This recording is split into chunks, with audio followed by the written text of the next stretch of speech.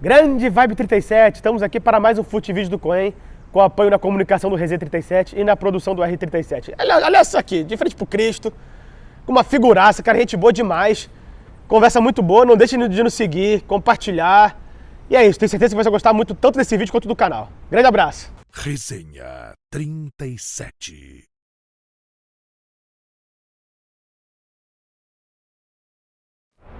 Pessoal, que privilégio, olha quem tá aqui do meu lado, simplesmente o Delay. Cara, muito obrigado por participar desse programa, Delay. É um prazer, desculpa aí a demora para te atender. Eram outros compromissos aí, mas prazer estar contigo. Muito requisitado, né? A vida é corrida e tal. Um pouquinho, ainda é um pouquinho. Sim. E, cara, tua origem até hoje tem muita conexão com Volta Redonda, né? Você começa jogando no futsal lá da Siderúrgica, né? É verdade, é verdade. Eu com 14, 15 anos, eu já era campeão adulto, bicampeão adulto, até que surge uma preliminar do Fluminense, onde o Gil, o Pintinho e o Inverino me viram jogando. Que audiência, hein? Quando eu fui ver, eu estava parando nas Laranjeiras. Pois é, e nesse meio tempo também teve um certo teste no Flamengo, não teve? Não, antes, né? Antes. Só que aí era o time da CSN, que ainda apoiava, que aquele período a CSN ainda gostava de Volta Redonda, hoje já não gosta tanto. E o treinador, que era até da geração do Tita, era professor da universidade. Então nós viemos fazer um teste, mas eu, um garoto muito matuto, muito tímido, eu quando olhei para o sedentor, a perna tremeu, aí depois ainda vi o Zico, aí que a perna tremeu mais ainda. Então eu era muito tímido. E ali eu até achei que eu não conseguiria ser jogador de futebol. Até que surgiu, essa preliminar. E eu nem imaginava, não passava pela minha cabeça. E aí a coisa acabou acontecendo. Sensacional. E aí daí vindo pro Fluminense, o Horta tem um papel fundamental, né? Foi no período do Horta, através, como eu te falei, do próprio Gil, do Pintinho, que foram as pessoas que falaram com o Domingos Bosco, que a gente poderia dizer que naquela época era o gerente de futebol. Nesse meio tempo, o Vasco, esse jogo foi na terça-feira. Na quinta-feira, eu fui raptado pelo Vasco. Tenta atravessar, né? Aí o Horta pediu um cara para ir lá, me tirar do Vasco.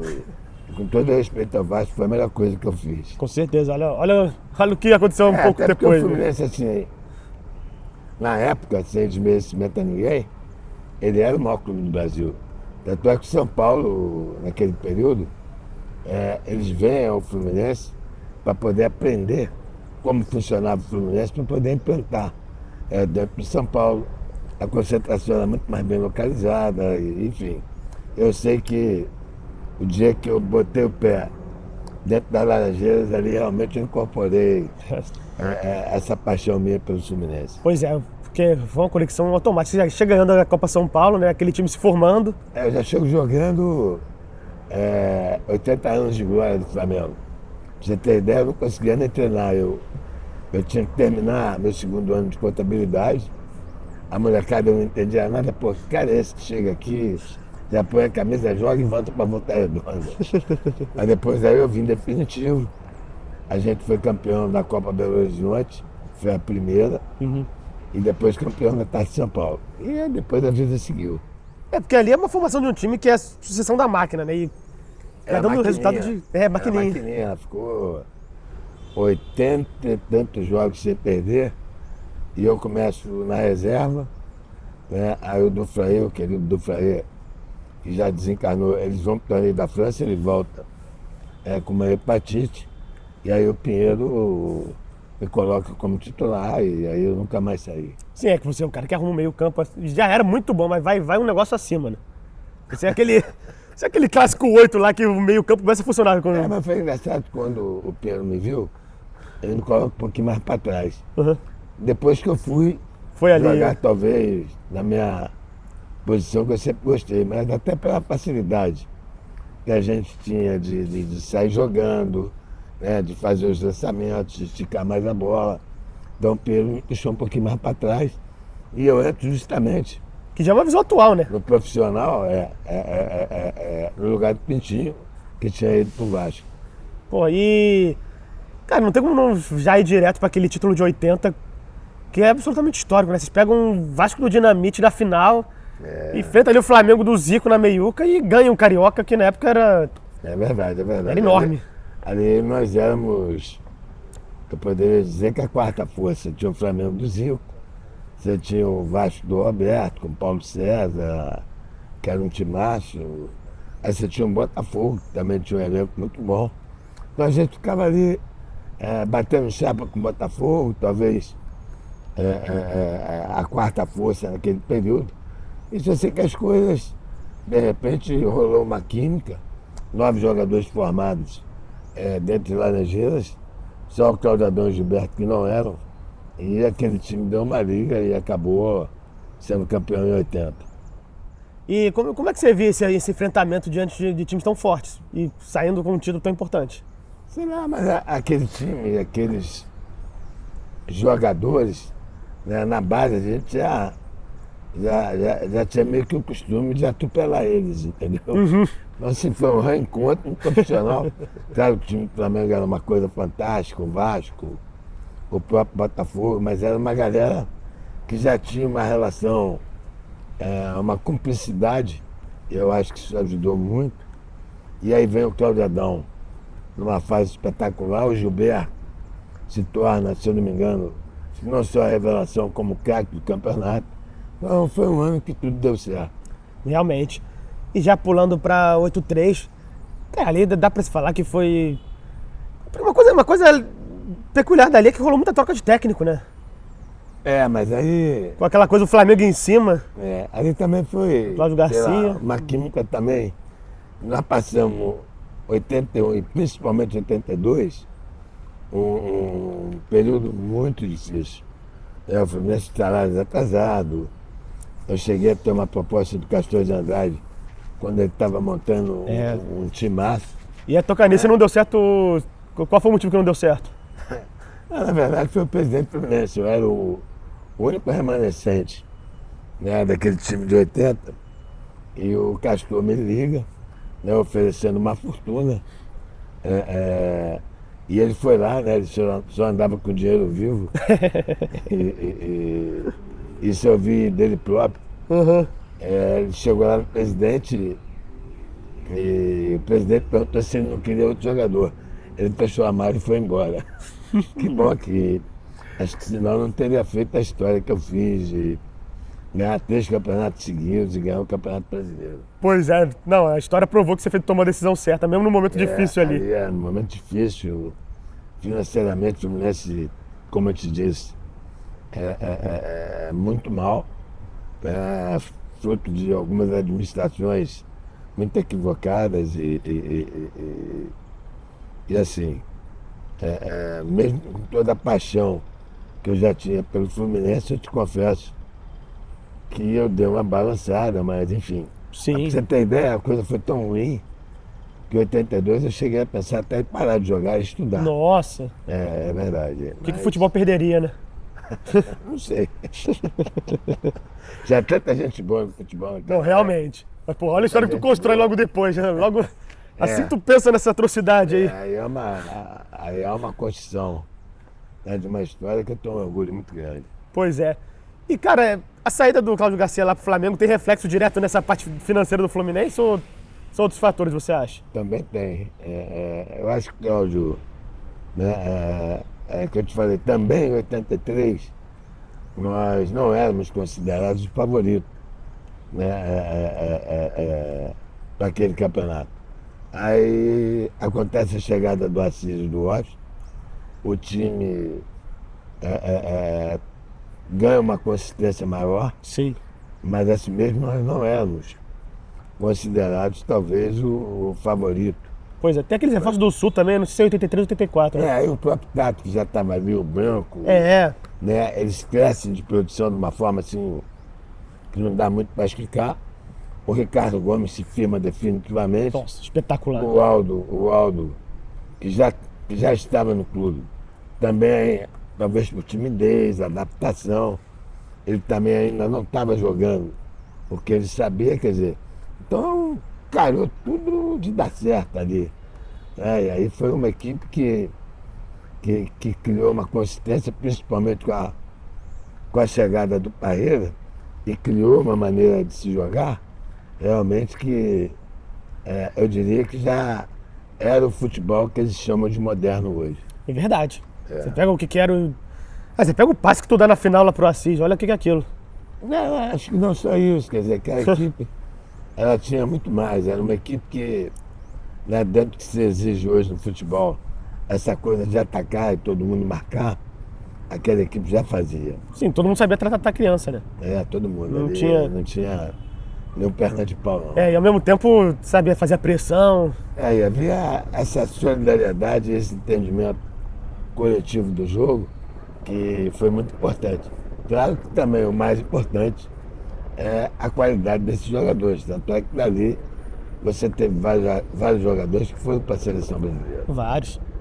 E daí, cara, diante daquele ano conturbado lá, recente, de estar aí devendo salário e tudo mais, como é que foi pra vocês, pra torcida, lavar a alma naquele primeiro título em cima do Flamengo, que seria campeão no mesmo ano brasileiro? Você vê a força do time. Foi fantástico porque, como eu te falei, 81, 82 foi um período difícil, Pois é. onde a cada ano se mudavam as equipes e aquele título foi importante porque fez com que aquele time ficasse ali dentro do Fluminense. Então, quer dizer, dali eu falo com maior tranquilidade, o melhor grupo que eu participei e foi uma equipe que foi ganhando confiança e fez 3, 4 anos maravilhosos. A gente enfrentava no mínimo todo mundo de igual para igual. Com certeza. Pô, e olha o que vocês fizeram em 84, né, cara? Dá pra falar que é o seu auge, né? 84, a partir do brasileiro. Sim. A equipe ganha, que eu te falei, essa consistência tática, junto com a qualidade Com técnica. Parreira. E o amadurecimento do Branco, do Ricardo, né, do próprio Duílio, que tinha chegado em 82, do Aldo, Jandir, né, a minha própria mudança de postura fora do campo foi fantástico. Foram anos realmente espetaculares. E você era uma liderança técnica, né, no elenco ali. Eu era o capitão, mas eu não gostava de jogar aquele bagulho. Aí eu passei pro Duílio, falei, pô, tá mais boa pinta. O cara maior tem mais pinta que capitão do que eu. Mas a porrada com o presidente, discutir bicho, essas coisas, quem era lá era eu. Pois é. E, cara, o Romerito foi bem importante ali naquele time, só que você também teve suas questões ali com ele, não foi? Não tive, quer dizer, hoje o Gringo é um dos melhores amigos meus. Ah, que A maneiro. gente teve uma outra coisa lá de divergência, Coisa da época mesmo. né? coisa mesmo natural de dentro do grupo, mas o Romero chega e aumenta muito a qualidade daquela equipe, né? Em termos competitivos, em termos técnicos, né? O pessoal que diz, a gente teve umas discussõezinhas lá, até porque eu achava que ele recebia a gente não, mas coisas que a gente superou e aquele grupo realmente tinha uma relação realmente de muita afinidade. Pô, que legal. E, cara, dá pra se falar que... Não, vocês perdem também o Parreira entre o brasileiro e o carioca ali naquele ano, né? E conseguem ganhar os dois do mesmo jeito. Só...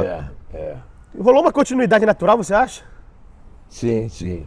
Porque o Parreira, ele, sem desmerecer nenhum desses treinadores, eu tive bons treinadores ali, só que o Parreira, ele traz.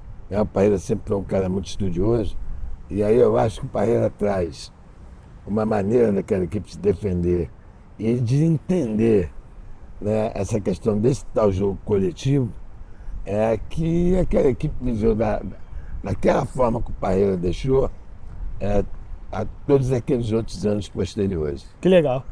E, cara, aquele Vasco era muito forte da final, né? O Arthurzinho arrebentando. 84, Arthur, eu brinco não, falo sério, que com o Zagallo eu seria titular da seleção brasileira. O próprio Zagallo, outro dia eu tentei achar uma entrevista dele no Globo, só que aí dizem que houve uma mutreta na eleição da CBF. E a CBF sempre é um local Complicado. muito misterioso, né? O Zagallo ia ser treinador, acabou que o Nabi e o Otávio são eleitos presidentes e leva o Tele.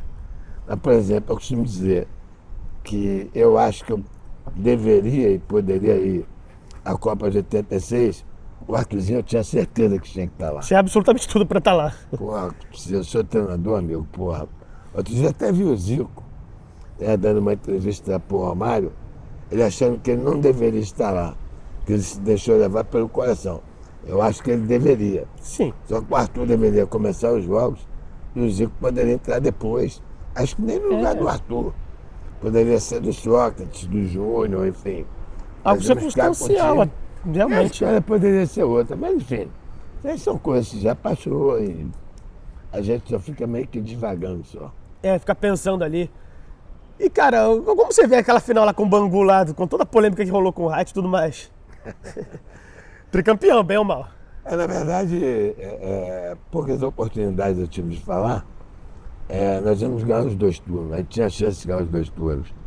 Nós fomos altamente prejudicados no primeiro jogo com o americano e ali eu vi que a gente ia ter muitas dificuldades. A gente escutava muitas histórias. O Caixa d'Água já tinha aquela influência ali na área? Né? A gente sabia que tinha. Por exemplo, que eu cresci pro futebol com ele mandando. Lá ali nos anos 90. O Arthur é um dos amigos seletos que eu tenho no futebol. Toda vez que eu encontro, ele fica nervoso. Quando começa a falar daquele jogo. É um cara muito legal, tive o prazer de falar com ele também já. Só que ele, quando começa a falar, na parte da manhã o Bangu jogou com bom sucesso, o Marinho fez um gol adiantado em 7 metros. O Tita perde um pênalti lá em Volta Redonda, o juiz manda voltar. Quer dizer, se os caras queriam fazer o triangular ou não, é uma coisa difícil de se dizer, né?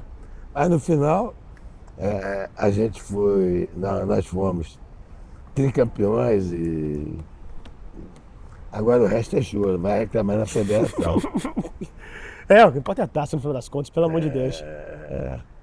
E, cara, logo depois você acaba indo pro Palmeiras, né? Valeu a pena financeiramente? Não, financeiramente sim, emocionalmente não. Na verdade, porque eu tinha levado o Lopes pro Fluminense. Achava que poderia dar certo, foi o maior erro que eu cometi. E isso foi logo depois da Copa. E eu tive que me afastar um pouquinho do elenco, porque eu tive que operar o pubis. E quando eu volto, eu sempre fui um cara que vigiei muito o ambiente de vestiário. Quando eu volto, o ambiente estava totalmente destroçado. A relação do Lopes com os jogadores era muito ruim. E eu comecei a bater de frente com ele. Bati de frente com ele e dali criou uma relação meio conflituosa. E quando chega naquele ano, o Campeonato Brasileiro virou o ano, nós tivemos que jogar com o São Paulo. E ele de pirraça estava vindo dos problemas que depois me atrapalhou bastante na carreira. Ele me deixou no banco no primeiro jogo, quando a gente poderia ter decidido o jogo aqui no Maracanã.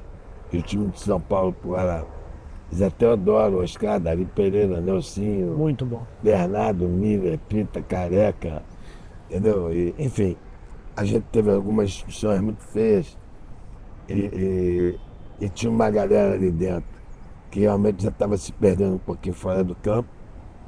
Só que ele foi falar para o presidente que eu era o chefe da gangue.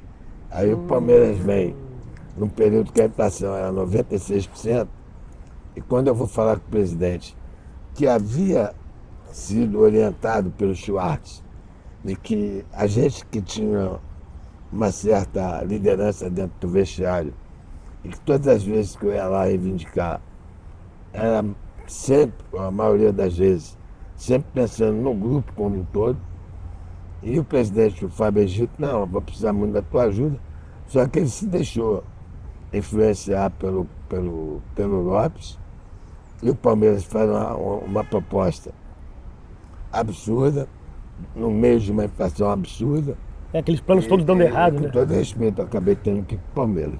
Sim, não era o cenário e não tinha muito como fugir, né? É. O ambiente estava ruim no Fluminense. Não tava, que tanto é que depois ele já tava para cair.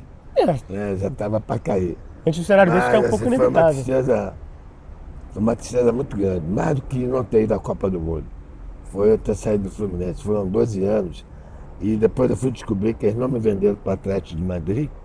O Real Madrid chegou a me observar.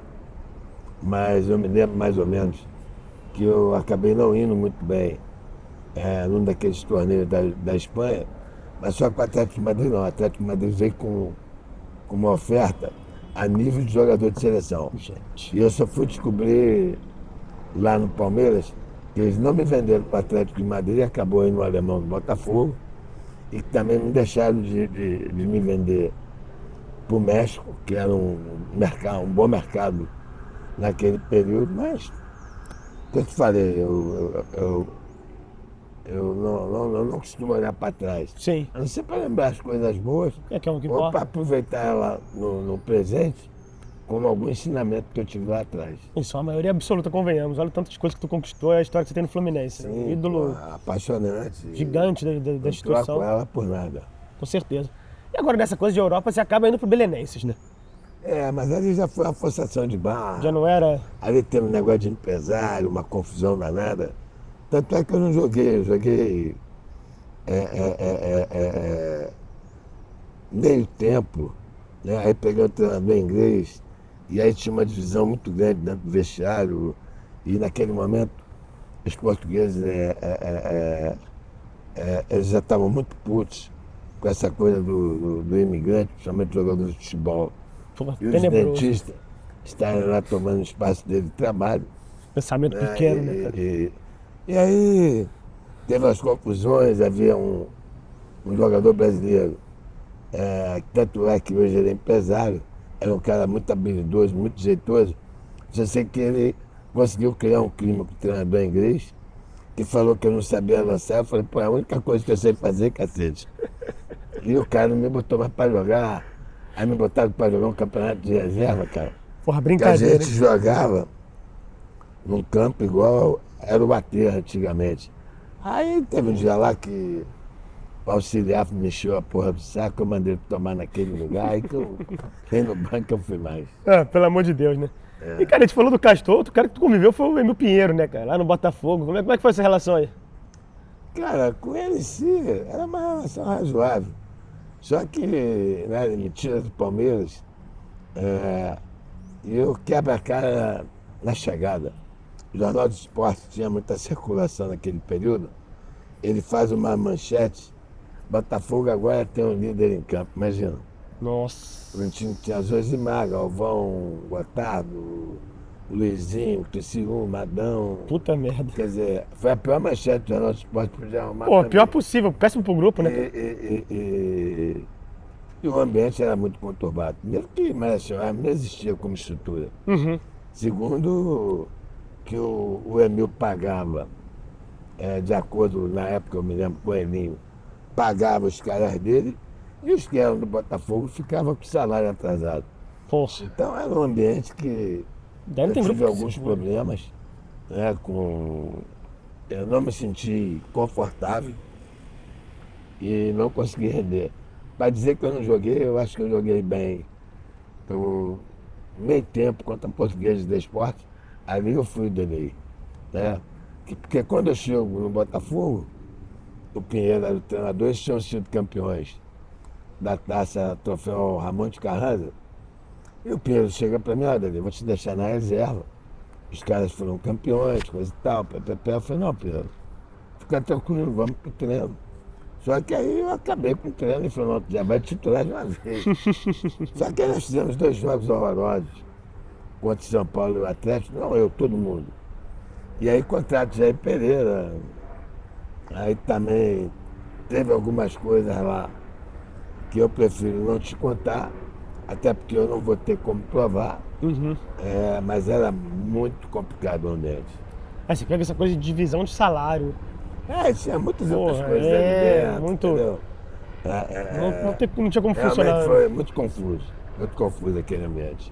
Mas não tem. Eu acho que não tinha muito como. Você era tão talhado pro Fluminense que. É, que eu te falei, É. pra mim pior do que não ter ido da Copa foi o dia que o presidente veio com essa história do Palmeiras. Uhum. O Palmeiras é um belíssimo clube, já era no período que eu fui lá, mas eu tive um problema que demoraram a descobrir, que era uma inflamação no cérebro. Caramba. Aquilo me atrapalhou muito. Atrapalhava a minha visão, atrapalhava uma dor de cabeça tremenda, quer dizer. Então de 15 meses eu devo ter jogado 8 no Palmeiras. E fui bem. A torcida não queria, inclusive, que eu saísse. Só que houve essa proposta do Emil, e naquele momento eu entendia que a minha volta para o Rio poderia ser legal, até por tudo que eu passei no Palmeiras. Sim. Foram assim, momentos muito, muito difíceis. Eu não conseguia dormir. Uma dor de cabeça incrível. Horrível, cara. Aí até eu descobri o que eu tinha.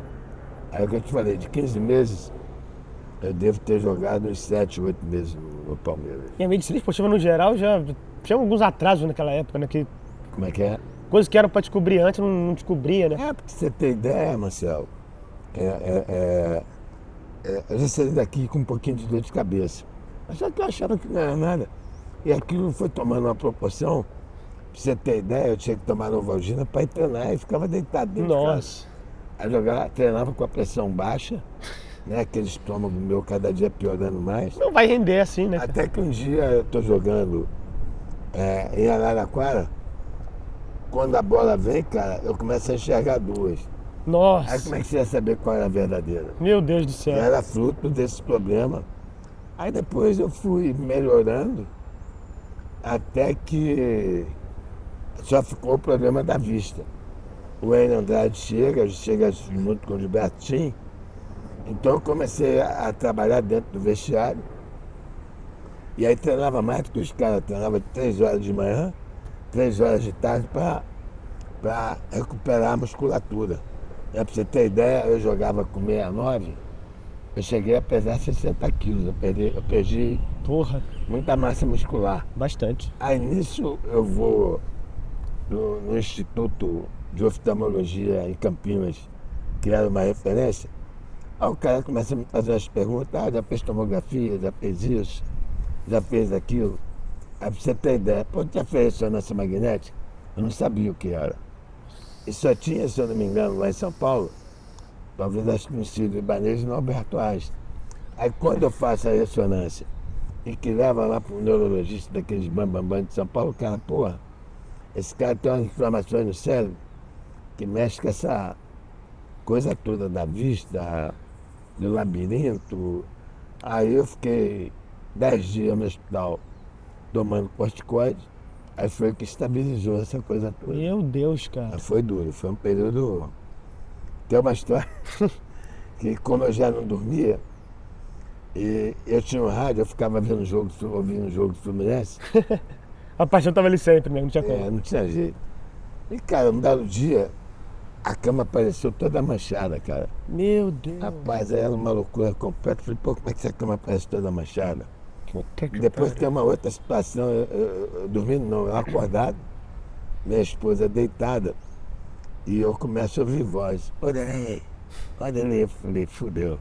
Os caras vão me botar no manicômio, em qualquer lugar. Depois que eu melhorei, eu não falei nada pra minha esposa na época. Um bom que deu tudo certo no final. E ficou aquele suspense, né, daquela mancha na cama. Pô, dá um susto do caralho, né, cara? Aí, cara, depois descobri que o Odelei era um passarinho que eu morava num local muito arborizado. E que a mancha na cama foi da pilha do rádio que vazou. Gente!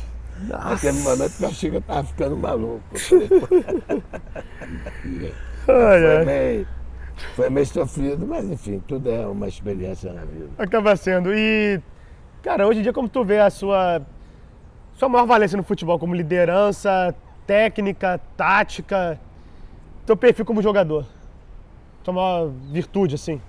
Eu acho que a capacidade de entender o que acontecia dentro do jogo Eu acho que a minha técnica, que é que eu te falei, Enorme. eu fui um péssimo atleta.